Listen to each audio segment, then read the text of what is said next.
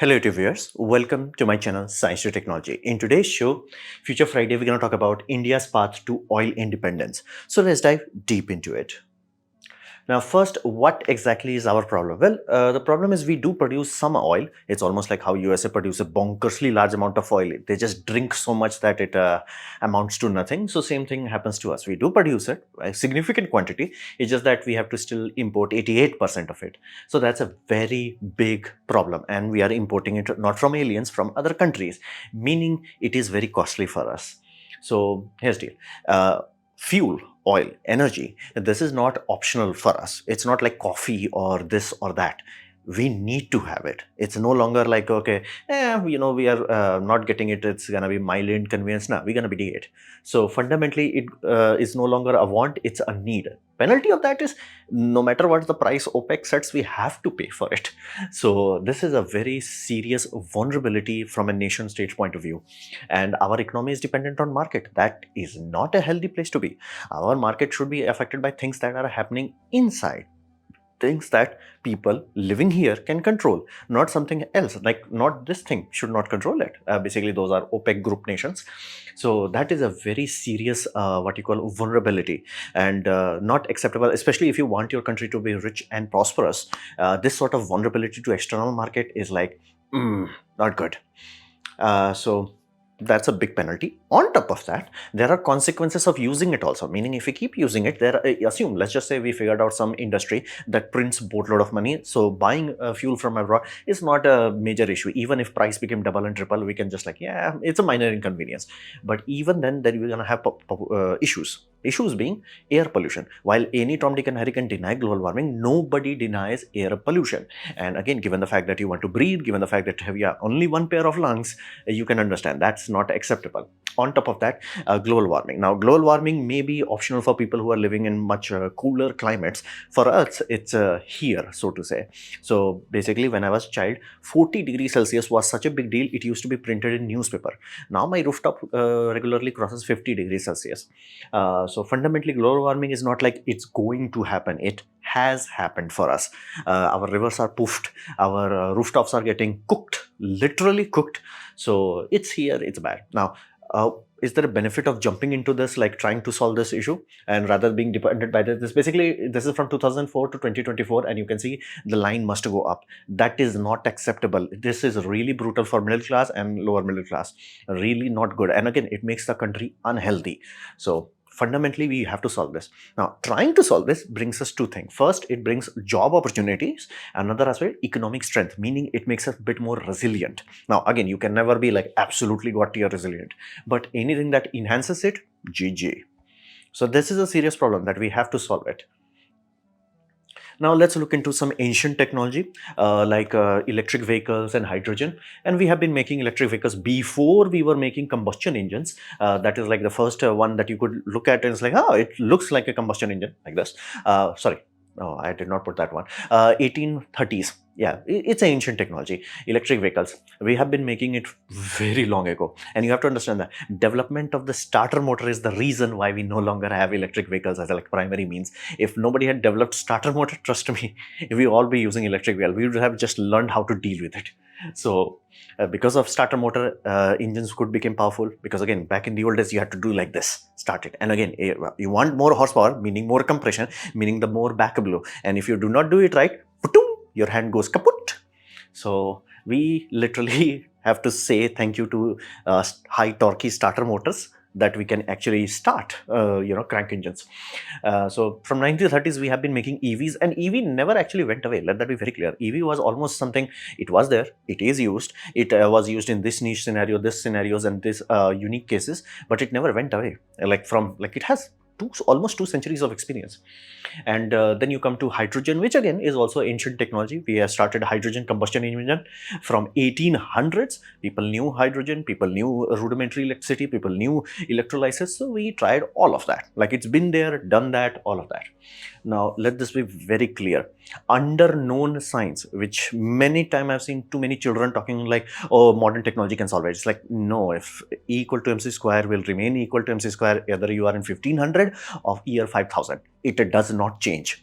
So there are fundamental known things of science that make sure that ICE engines literally running on hydrocarbon is the best, because it has way too much kilojoules, meaning anything else, be it EV or be it hydrogen, does not have megajoules needed to compete. Flat out, there is not enough energy in the system. So even if you are throwing 30% away, or heck 80% of energy away, it does not matter, because the starting reservoir is so magnificently huge.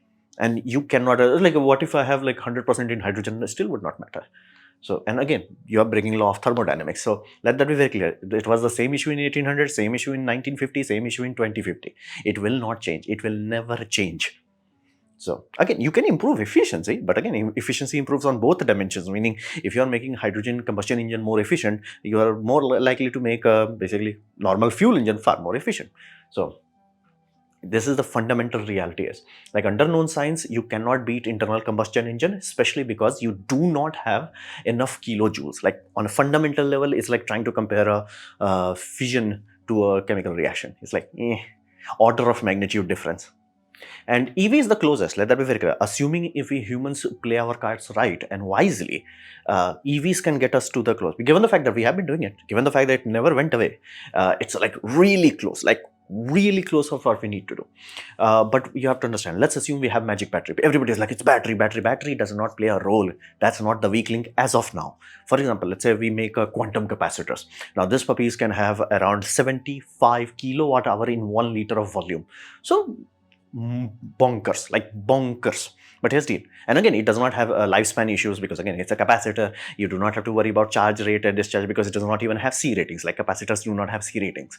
So you do not have to worry about it. But here's the deal. To discharge a battery, you have to charge the damn thing in the first place. And there lies the core problem. Most people do not have contextual awareness what kind of power our combustion vehicle consumes. Why? Because combustion engine have bonkersly high density fuels. They have more than enough energy. For example, saying like Mercedes can come into the stage and say like, we are making electric truck. Everybody's like, yay, this truck can be charged at 2 megawatt per hour. It's like, yay. And most people do not know that 2 megawatt is literally power consumption of a small city block, or like one major building or some villages. So fundamentally, this is not something that you can just like, ta-da! If we just right now just Thanos snapped our finger, every vehicle become electric. Yeah, we did.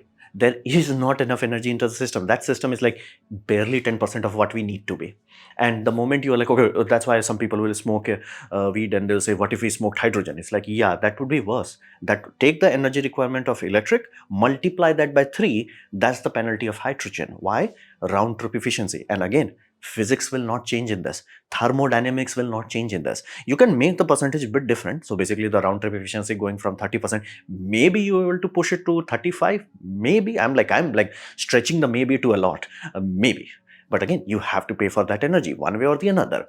And penalty of that is energy requires money. It requires infrastructure. It requires everything else. So you have to pay that penalty. That's why hydrogen, even though we have been trying it from 1800s, we are still not getting it. I'm like, you should look into the research paper that NASA makes it very public, where it's like, why did they choose hydrogen fuel cells for Apollo mission and not for Orion systems?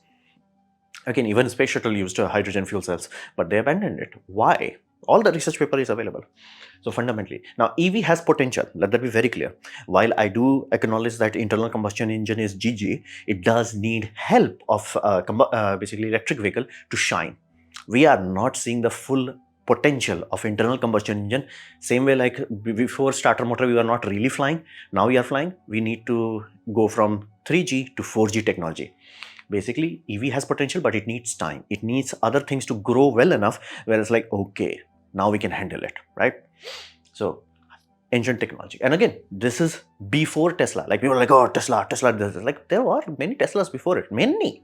Like, this was a popular one. And again, even with lead acid batteries, they've successfully managed to have freaking 100-kilometer range. That's like damn good. That's like damn good. And again, they were planning for nickel cadmium upgrades that would have made it actually comparable. And they were good. Like, it was not the latest and greatest, but it was like good. This is before Tesla. So good thing was done. Oh, and people saying hydrogen is a new thing. I'm like, I'm not even joking. When I was in Expo, there were companies like Bosch and all that is like, okay, we are making hydrogen fuel injectors. And I'm like, didn't you had it? You had literally James Bonds parading your vehicles around where it's like, oh, it's running on hydrogen. I'm like, this James Bond is not dead yet. So it's like, what the hell? Like, you forgot that you made the hardware for it? Yeah, the people forget it. It's like surprisingly quickly. Like, companies have like a whole list and people forget, oh, we used to have hydrogen. It's not a new thing. It's an ancient thing that we tried it. It's like, yeah, it does not work. Forgot it. Tried it again. Oh, yeah, it does not work. It's been happening from 1800s. So electric is not, it's completely different on the other. And if you get these two puppies together, the love child would be awesome. But do not ever say hydrogen is a new technology. It's ancient, abandoned for a reason. So let's come to the sweet love child, which is range extender. Now, full EV is flat out not viable as of now. That's why even though EVs have been in market from 2008 or like even bit further than that, they still have not caused any effect on the planet's atmosphere. Why? Well, we are all consuming more fuel. Basically, if you look at the fuel consumption of 2010 versus 2012, more fuel. 2012 to 2015, more fuel. 2015 to, it's like every year, year after year, it's growing exponentially. So what the hell is happening? Well, because if you jumped from, instead of jumping to hybrid, you jumped into full EV. Full EVs are not viable because there is not enough fast charger. We do not think about combustion systems because there is always a fuel tank. And again, in the early days of electric vehicle, that was the primary reason people were using it. It's like electricity was far more available rather than gasoline pumps. There was quite a serious era. There was serious competition also, whereas like people are like, hey, I can just use the electric, it can charge it everywhere, but it's like, where will I find gas and all that? So there was a system. Same thing applies here. Because you do not have a fallback, you do not have anything other than that, you need fast charging. And especially when you're talking about big vocational puppies, basically these puppies, when you're talking about those things, they cannot have downtime, they cannot have charging time. Like, think in this way, no matter how entrenched and in love with electric vehicles you are, if I put your loved one on an electric ambulance, you'll be like, no. That's the whole point. So fundamentally, we have learned the hard way that there is not enough fast charging. It's not just like done. It's not there yet. And because it's not there yet, we can't do it with trucks, we can't do it with ambulance. Basically, we can't do it with real world, real load scenario. That's why every country, and please look by population, as in like the top 10 countries by populations, most of them are just like keep drinking more and more, even though every year they've never shut up about like how many electric cars they have sold. The effect of electric vehicles is zero, negligible, because it's not real yet. It does not have enough fast charging where everybody will buy it and not think about it. Like, you do not think about your fuel combustion because you will find petrol pump in middle of nowhere. And I live in India. Literally, I have to travel to some very long distance, 220 kilometers, in more than enough petrol pump. Like, I do not have to worry about it. But if you do not have that, it does not work. Now, then why don't we have that? We had 10 years, like we went from 3G to basically 5G in that sort of time. So why don't we have it? Because fast charging is expensive. It's more expensive than internal combustion engine. Like, no, it's not that expensive. It is bonkersly expensive. That's why every place, be it India, be it America, be it Europe, they have subsidy on top of subsidies. Like in India, it's really bonkersly large amount of subsidies for basically system. They have state government subsidies, they have central government subsidies, because otherwise nobody will eat, and it will fall back into chicken and egg scenario, where it's like, if we don't have enough superchargers, as in like fast chargers or things of this nature, nobody will buy it. If nobody will buy it, nobody will build superchargers. You see, chicken and egg scenario. So that's why subsidies were there. But again, it does not work because it's too goddamn expensive. And what does that mean? That simply means you will have less users who are using the fast charger, meaning fast chargers are less profitable, meaning they have to increase the cost, meaning poor adoption, self-fulfilling prophecy. That's why fast charging, like basically jumping into full EV, crippled us. That was the worst mistake we could have done. Now, hybrid works today. Let that be very clear. It's not like someday in the future. No. Today, right now. Meaning you can have a breathable atmosphere tomorrow if we all, like Thanos snapped a basically combustion engine with like a range extender variant. Tomorrow our atmosphere will be like, it's a bit better. 1 year from now, it's like, oh, it's actually a bit better. Like 1, 2, 3 years from now, it's like, whoa, atmosphere is genuinely cleaner. That's how big of an impact it will happen overnight, because it will reduce our fuel draw. And again, vocational trucks are such a big deal. Taxis, ambulances, things of these natures, they consume fuel like there is no tomorrow. If you put them into a range extender mode, the battery basically buffers out the load, and your combustion engine operates at peak sweet spot, which we call brake specific fuel consumption, BSFC. So every engine has very high BSFC. You can get engines right now in street that are like BSFC of 200 or maybe 220. So but your engine will never give you that kind of mileage. Why not? Because it's never locked at that RPM and torque loading. It's connected via crankshaft and basically this gear transmission, and then you have rubber tire, everything. So it's vibrating a lot. Vibration meaning your RPM is going up and down, and torque is going up and down, up and down. So your actual real world mileage is horrendously bad. Now you float that puppy, like how you do locomotives and submarines for 1 centuries, and you just float it and you put a battery. So nothing transfers from that. Basically, if your road requirement is a lot of energy, it comes from the battery. If it requires little energy and generator is still producing, it goes into the battery. So just you decouple it, benefit will be 10% gain directly. Not because you the supply chain is like inefficient, simply because your engine is working so much better. All engines, take any engine from any manufacturer, on paper it should be bonkersly smooth. It just can't stay there. Heck, we can easily remove all the bells and whistle. We have to add variable valve timing sort of technology. We don't need it. Like, which is the most perfect sweet spot? It will be exactly on our RPM. Just stay there. Remove everything else from the engine. Engine would be smaller, lighter, and again it will require less cooling because it's more efficient. So hybrids in range extender design works today. Like today. That's why, like, if you are making a range extender variant type of electric truck right now, people will buy it, people will save money on it, and you do not have to give subsidies. So fundamentally, and because you have a range extender, there is no range anxiety. It's like it's an electric system that I am running on my electric household electric without requiring multi-megawatt chargers. You're just charging it household. And if you forget, no problem, and you just keep using it. If you have to travel long distance, don't worry about it. That will allow us to remove 90% of civilian travel tomorrow. It will go from fuel to don't worry about it. Now, of course, it will take time for us to learn and change our habits, where it's like charging becomes a thing, like how we charge our mobile phone every night, something like that. It's like it can be done.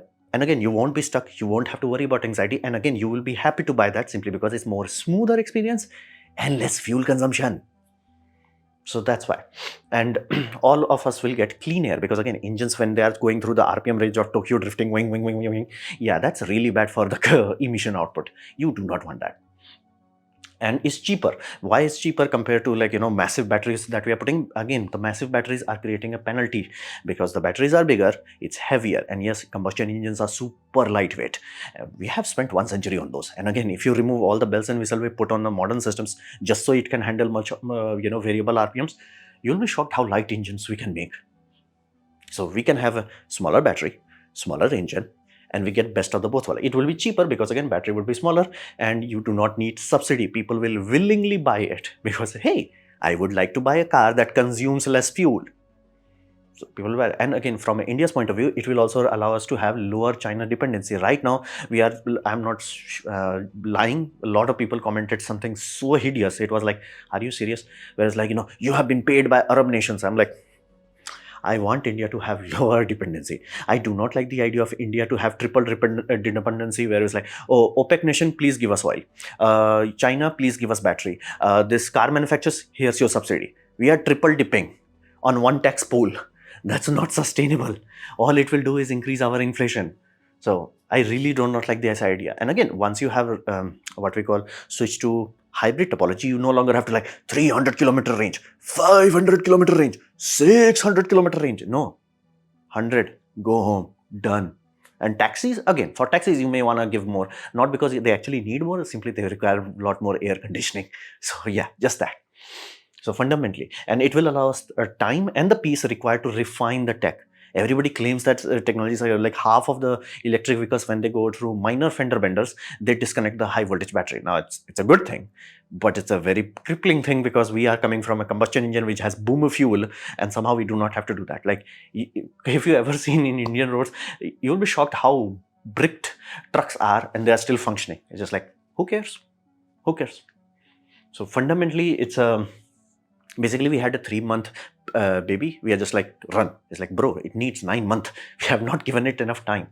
And grid issue is the biggest issue. That's why I said, like, even if you have quantum capacitors, you still have the issue where the heck you're getting the energy. We do not have that. Neither India has that, neither China has that, neither USA has that, nor Canada has that, nor Australia has that. Nobody has the, oh, we're just going to have I'm not joking, where we have electric truck. This plug can 3 megawatt. I'm like, do you understand what 3 megawatt is? 3 megawatt in the middle of nowhere does not mean you can just tada it. That simply means you have to actually contact the nearest substation, big ones, and then draw a line there. And generally this line cannot be 11 kV, it has to be 33 kV if it's close enough. Most likely it would be 135 kV.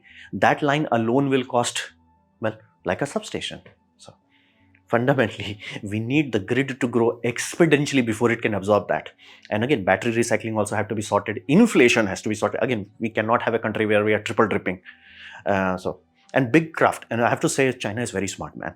Like they're selling brain damaging technologies to other countries where it's like, we have this ultra fast charging, ooh la la la, and people are buying it. It's like, yeah, bankruptcy. And they're like, hey, just swap the goddamn battery and charge it over 4 hours.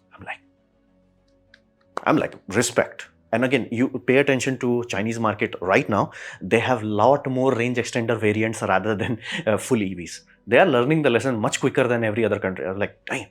And one Canadian. To be fair, Dodge company has also made a very good Dodge Ram or Ram Charger or something like that. They are also making proper range extender variant. Basically, you cannot have gearbox on your combustion engine. If it's fully floating, basically only electrical wire going in, as in like electrical energy, then it's an awesome system. If you have that Toyota hybrid system where they have been trying this from 1996, it does not work that well. That's why they have been trying from 1996. It does work, it's just not best of either. You do range extender, best of both. So that's why, like, I love China, man. Like, they're like, yeah, supercharger, hypercharger, hulululu charger, go bankrupt. And we are like, just swap the battery. Range extender. Now, let's come to the actual solution, long-term one. Because if you want to do high energy thing, meaning if you want to launch a rocket or you want to do a jumbo jet, yeah, batteries are not gonna do. No, like, no. And even if, let's say you figured out a magic solution, let's say quantum capacitor, then there would be a risk that you have so much energy in such a small place. Ooh. Like, to give you a context, RDX has less power than petroleum. Wait a minute, then why RDX goes boom? Well, because it has the both components, so to say. It has the fuel and oxidizer in it. When you're talking about petroleum products, they actually are a half component. Oxygen is in the atmosphere. That's how you can control the fire. And again, that's why battery can burn underwater, because it has both component. And same with RDX. But again, when you compare the actual energy output of boom powder versus actual combustion fuel is like, you literally are order of magnitude weaker than us. That's why liquid rockets are generally much higher specific impulse compared to solid boosters. So if you want to do high energy things, basically jumbo jet, you have no other option. And thankfully, if we do SeaWeed, we also get carbon capture at the same time. Now, why? Because SeaWeed, any Tom, Dick and Harry can tell you, we're going to do this for carbon capture, run away, because they are smoking. Now compare that to SeaWeed technology. SeaWeed works on free water. It's in sea. You do not have to create fresh water. You do not have to do anything stupid. You're just like, just cultivate on sea. We have more than enough surface area and we have more than enough energy source. What is the energy source? Sunlight. There is no tax on that. So there is no tax on seawater. There is no, and again, you're not supposed to bring it on land. You're supposed to do it there only, natural. So you have no payment for water. You have no payment for energy. All you have to do is cultivate it, meaning your energy requirement for all this is, like I've seen companies like, what if we take this and what if we have to do that? I'm like, no, none of them is going to work, because you are spending energy, you are paying for it. The end. Project failed before it even got out of stand. Here you do not have to worry about it. And 71% of Earth is salt water. You do not have to worry about anything running out. And fuel, the output, the SeaWeed output is 100% compatible with everything we have, because that's literally how nature made biofuel. Nature made biological stuff. That stuff cooked under earth for years, eons, centuries, millenniums, for millions of years. Then you got like hydrogen. It's solar energy with extra steps. We have to do solar energy with current temporal loop, meaning you plant today, you burn tomorrow. That carbon dioxide is consumed day after tomorrow. It cycles. So you become carbon neutral, basically exactly like this puppy, your nose. Basically you consume fuel, you burn it, you give out carbon dioxide. Next generation of plant that you're gonna eat tomorrow, they're gonna consume it today, and voila, the cycle keeps repeating. And the energy source is sun. You are running on perfect solar energy. You do not have to worry about carbon pollution. Nature remains in perfect equilibrium. Basically, that's how nature is supposed to work. We just, and again, ironically, the sad part is that's how Rudolf Diesel envisioned it. That's how literally Henry Ford envisioned it. They had different reasons for it. Like Henry Ford was worried about pollution, and pollution, not global warming, pollution. And when you are talking about Rudolf Diesel, There was no diesel. Diesel wasn't invented. That crude oil diesel product was not invented yet. So what do you think he was using to run it? So that was like Gen 1 technology. Gen 2 was like fuel crops. Basically, that destroyed the whole country of USA. Corn and sugarcane. That was the dumbest thing we could have done. But again, we did learn that those were dumb things. And we learned that we can go into algae. Algae has the highest yield possible per square kilometer of area. Like there is nothing on this planet that can come close to it. Then why don't we use it? Not only it requires bonkersly large amount of land, not because the algae is weak, simply because we consume so much of it. It requires fresh water. The end. Like the amount of fresh water it consumes is so goddamn high, you will drain reservoirs, all of them, and it will barely give you a few percent. That's why seawater, you cannot drain it. So, and it's carbon neutral, and all the production, basically all you have to do is overproduce it. You produce 100 square kilometer, take care of your aviation. You keep expanding it. Once you keep expanding it, keep using hybrid, let other technologies catch up, you will reach a surplus point. All you do, cook it, that oil, send it back into the ground. Don't do it over sea, do it over land. You literally are pressing Control Z and you are doing bulk work on solar energy, on natural system. All we have to do is guide it, cultivate it. That's why it's one of the best way of carbon capture that will work on millions of years. How do we know it will work for millions of years? Because it was there for millions of years. It's natural. It's perfectly, like basically how we are learning, oh, natural refrigerants are the best because nature knows how to handle it. Like for example, ammonia, carbon dioxide, same thing here. Nature knows how to handle basically hydrocarbon in underground caverns, so to say, for eons. And all you have to do is make sure that, because again, right now we are doing a lot of seaweed farming, but they are not sustainable.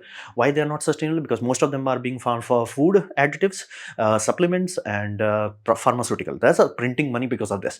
But penalty is they eat the whole thing. You can only eat the hydrocarbon. Hydrocarbon is an infinite loop, but everything else, that wet mass, so to say, has to go back to the sea. If you do not do that, the end. The cycle becomes exploitative. It's not a crop cycling system. It breaks. That's why whenever somebody is doing basically seaweed sort of mining, which again, it is working, it's just that they are like consuming the whole thing and they're like, oh, it's not growing again. It's like, yeah, you're supposed to take the oil and then put it back. We are not doing the putting it back. So it would be on government to make sure under no circumstances that biomatter should leave that place. So basically all the micronutrition, macronutrition, they should stay in that exact spot. Then you can cycle it. And how do you convert that system basically of hydro stuff into fuel? Well, it's a hydrolysis and then fermentation. And be mindful, maybe like, oh, it's not as good. When somebody is saying that, that simply means the filtration process has not been done correctly, meaning your quality control is sloppy, not the fuel. The fuel is fundamentally same as what we are burning right now. That's why there are actual jumbo jets that have actual flown on seaweed biofuel and algae biofuel, because there is no fundamental difference. It's just quality control. You could have sloppy quality control. You could not have planned for some other contamination, but that's on you. That's not on the chemistry level. Chemistry level, hydrocarbon is hydrocarbon. There is no fault in there. It's just you may have some contamination. So if you do the filtration right, you do not have to worry about it. That's why jet engines work on it.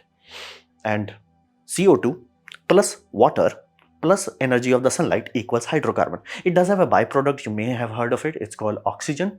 We can live with that. And that's the whole point. You burn it again, it becomes CO2 and rinse and repeat. That's why seaweed is the best fuel. Then why do we smoke hydrogen weed? Well, we smoke hydrogen because people forget the difference between megajoule per liter and megajoule per kilogram. Meaning, if I want to destroy your country, I'm going to come to your country and then I'm going to say, hey, listen to me, man. Hydrogen, my man, is the triple density compared to petrol, which is factually true. I'm going to say it can do 120 megajoule per kilogram. And like, yeah, that's huge. That's huge. That's like 3x more than petrol and diesel. But here's the deal. Because you did not pay attention to school, you do not know that periodic table has the lightest element on top, and that puppy is hydrogen. How the heck you going to carry the hydrogen? Well, this is chart from Department of Energy in USA, and be mindful, this is available in every single encyclopedia, every single college textbook. Like, you should be able to find this and should be able to calculate this also. So you start with the low pressure one, the low pressure that we use for CNG in India, that is 350 bar. So if you have pure hydrogen pressurized to 350 bar, that gives you barely 3 megajoules per liter, meaning if you have 1 liter petrol tank, fuel tank, so to say, yeah, that's how much you have. And what if you increase the pressure? What Toyota Mara is trying to do and next generation of hydrogen is trying to do, that is 700 bars. Yeah, that barely gives you to 4 and a half. Now, here's the deal. How much do you expect the normal hydrocarbon fuel is? 32. Now, why it's so dense? Because it's hydrogen. When you are burning hydrocarbon, most of the energy is carried by hydrogen. Carbon is just a bounding element, so to say. So you take hydrogen, you bond it with one carbon, boom, the energy density goes up while you are reducing the pressure. So instead of running at 350 bars, you are running at 250 and you are already touching 9 megajoule per liter. That's the whole point of carbon. Carbon is the binding agent. It's not good, it's not bad, it's just a binder. Use it properly and then you can package up to 32 megajoule per liter. But again, and I have said, I always generally say 8 megajoule per liter of hydrogen because it's a liquid hydrogen and you can verify it. And people are like, okay, why you're comparing liquid hydrogen? Because again, you did not pay attention to school. Solid, liquid, gas. No compressed gas will exceed the density of a liquid. So liquid hydrogen is commonly used in rockets. So you can find the data yourself and verify yourself. It's not that powerful. That's why we literally, even in Saturn V rocket, the most powerful booster stage was not running on hydrogen, it was running on kerosene or JP8 kind of variety, JP8, JP1 kind of variety. So you get the point. We have known this since forever basically, since we figured out hydrochemistry and all that. We have always known that. So that's why there is no alternate where it's like, thankfully, I've seen pilots also talking about it. It's like, yeah, bro, we have like kiloliters. They talk about in kiloliters. Okay, we have 700 kiloliters for this trip, 10,000 kiloliters if you are talking about big jets like Airbus A380. So they talk in kiloliters. You convert that, like, which again, mathematically and realistically, you can't do simply because hydrogen does require insulation. And to make sure insulation is not too heavy, it has to be a cylindrical cell. And then it's like, yeah, no, you can't carry enough hydrogen to be useful. And again, we have done this, like physically flown jumbo jets, physically flown fighter jets. We've been there, done that long ago. Like that's how we came up with this. So been there, done that. It's just that if I want to destroy your country, I'll sell 150 megajoule per kilogram. If I want to save your country, I'll say only you have 8 megajoule per liter. That's in liquid hydrogen stage. At compressed, it's not there. And again, you should do your mathematics. How low your diesel engine have to be in terms of efficiency that it can compete with 100% of hydrogen. We have crossed that point in 1970s. That's why I said. And again, thermodynamically, you can't get 100% of hydrogen out also. So this is why SeaWeed is the only possible option for high intensity things. Now, we have to understand the reason why we have not done it is time wasters. And as I'm getting older, I'm realizing I'm not the only one. Duh, like I'm reading the data of people much better than me. Again, Rudolf Diesel, I'm reading history. I'm not like, oh, in the future we're gonna have this. I'm like, okay, in 2020 Germany built hydrogen train. In 2022, bit late 2022, they shut the project because it was bankrupting them.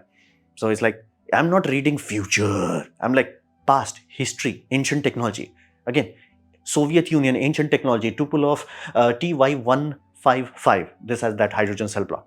Now you're like, okay, if they are building it, right? They built it, they ran it. Again, Air Force, US Air Force was also trying to do buff as a hydrogen system. Yeah, the mathematics was like, nah, bro.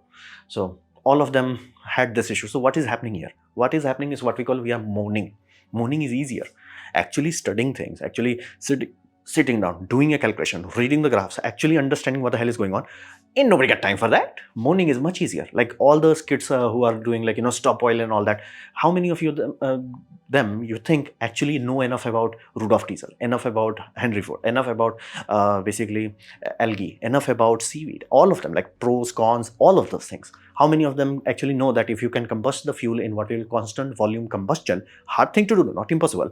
If you can do that, NOx emission goes away. Like almost negligible NOx emission happens. So fundamentally, moaning is easier. And there is a very demonic thing that we call advocation of responsibility. It feels good. It's the 1% polluting. It's like, no, they're not. They are burning jet fuels and all that. Cool, awesome. But here's the deal. That's insignificant. It's all of us consuming in our vehicles. It's all of us who are jumped into electric rather than hybrid. All of us literally contributed to that. And that's why advocation of is them causing it. It's no, they're exploiting you. Of course, that's factually true. It's just that you gave them that power. Advocation of responsibility. That's the whole point. And engineers will work on any damn thing, any stupid things, if you pay them. Like this, again, do you think the engineers working on this did not knew that this will bankrupt Germany? Of course they knew. They knew better than me. Like if I'm telling you, oh, this is the reason, they're like, bro, that's like 5-page index. Here's my PhD thesis, 10,000 page. Like if I'm telling you that Tupolev did not work because of this reason, do you really think Airbus engineers do not know that they are trying to build a hydrogen system? Then why they are doing it? They are not doing it. Government is forcing them. Government is like, by 2050 we're gonna ban hydrocarbon because if you. It's like, what the hell they gonna do? They can't use ammonia. They're like, okay, what if you use hydrogen? And it's like, yeah, we have this giant plane known as Airbus A380, which has 4 engines, meaning you can easily YOLO one engine. You do not have to worry about it. So why they are not feeding hydrogen into that engine? One of that big engines. Yeah, it will drain hydrogen tank in 1 second. So they have a tiny passport engine. I'm not joking, that's the engine name, passport engine. And they have like giant liquid hydrogen tank and then feeding it. I'm like, please tell me how hydrogen is gonna, please tell me how 8 megajoule is gonna replace 32 megajoule. Please, I really want to understand that. So trust me, engineers will work on anything, even if it's stupid. I was bitching about a SpaceX, this brain damage known as Hyperloop, which again, in history book, it's very clear where he ripped off the idea and why it does not work. And again, better engineer than me has figured it out. And this is 6 years ago. That time it was the peak brain damage. I was like, whoa, so much hate I got for that. It's like, where is this? Yeah, all of them have failed. All of them. And again, people knew. Again, I knew about this. And again, people are like, okay, we did a grown biofuel and it did not work. It's like, I knew that. 1990, I knew that. 1980, I knew that. 1950, it's in history books, man. We have known this long ago. It's just that you have to understand that brain damage, like that Linus Tech Tips brain damage, where it's like, oh, the engineers do not know. It's like, of course they know. They know better than me. They're just like, are you paying for me? Yeah. What do you want? Hydrogen? Okay. You want ammonia? Go. Like, I'm not going to fight you. If you're paying me, heck, I will sell you hydrogen engines. So that's the whole point. You have to understand that engineers will work on any damn thing if you pay them. They will work on space shuttle. Even though their own calculations showed that it was going to go boom 1 in 100. It flew less than 200 times, went a boomer 2 times. So fundamentally, and there are many things that become worse the more you use it. Like, for example, when AI originally happened, nobody was thinking about power draw and all that. Now you started to scale it up. It's like, whoa, whoa, whoa, whoa, whoa, whoa, whoa. It's taking so much power that it's like, okay, all the power plants that, like, again, generally power plants always keep some spare capacity. Almost all of them are being maxed out. And sometimes, like, yeah, we can't put a data center here. We do not have grid capacity here. That happened. How the heck it happened? Because you scaled it up. Hydrogen is like that. If you make a small amount, like a small train, it will bankrupt you. You make a big one, then you realize, wait a minute, it requires water. And the amount of water you need is bonkersly high. It's like huge. Like 1 liter of water does not have that much hydrogen. Like majority of it is oxygen, not hydrogen. So fundamentally, and again, all you have to do is see history. I'm not talking about future technology. History. We've been there, done that. I told you, fighter jet has been built. Jumbo jet has been built. Every car you can think of has been built. And even train also. We've been there, done that. And all the research paper is fully available. Like NASA actually tells you, it's like why they were using hydrogen fuel cells for basically space shuttle. All of that data is available. Why they were using it for Orion capsule, they were using it for Apollo command module, but not Orion. All of that is available. And the whole point of insanity is that keep doing the same thing again and again and expect a different result. 8 megajoule was not enough in 1970s. It's still not enough. So keep doing the same thing and again. And here's the all the people who are ignorant about this because they are lazy. They are not going to read themselves. They are not going to study. And again, I'm not talking about pay attention to me. I'm talking read all the data available. If you are a German, read this. And again, I will not pay for that. Like for some reason, they're asking like hundreds of, I think, euro for like, the whole comprehensive report. The small brief is available in German. And that Hyperloop, even I knew. This one is available. You can go in some museums and find it. BMW had hydrogen systems and Mariah and all that. You can easily find all the details in past, easily available. You just have to look for it. And if you do not do that, if you play ignorant, you will be the sufferer of pain because that is unwise. Why it's unwise? Because it leads to inflation. I need to understand why the heck my country is going through so much inflation when we supposed to be a country which can easily feed itself. Like we can easily feed 2 to 3 billion people. That's not an issue for us.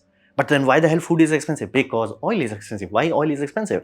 Because all the subsidies that we could get into oil, we are giving it to basically electric vehicles. And because we are buying electric vehicle from outside, as in like the batteries, we are also paying them. It's like, oops, triple dipping. So, and again, it will also cause degraded living. Air quality will degrade worse.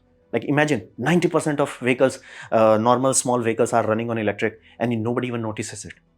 How big of an impact it will do. And all the big vehicles, they are like, yo, brake dust reduction, awesome. We are wasting time willingly, knowingly. We are bitching and moaning because it feels good. Advocation of resource, oh, the 1% are doing. No, they are selling you poison. You are the one buying it. So fundamentally, and this idea that engineers know better, of course they know, but they will work on it. Heck, I will work on it. If some company is like, you have to work on hydrogen, it's like, are you paying me? The end. There is no discussion about it. So fundamentally, if we keep doing time wasting things, bad things will happen. So this was my presentation on the hassle of this. How can we make India oil independent? And again, same thing will apply in almost all major countries. Hopefully you have liked it, learn from it. In that case, please hit the like button, share, comment, friend. That will help me a lot. If you didn't like it, didn't enjoy it, I urge you to press dislike, press it twice to show me extra excitement. Please leave a comment because I do try to reply to all of them. Subscribe, press the bell icon if you're free, and as always, thanks for watching.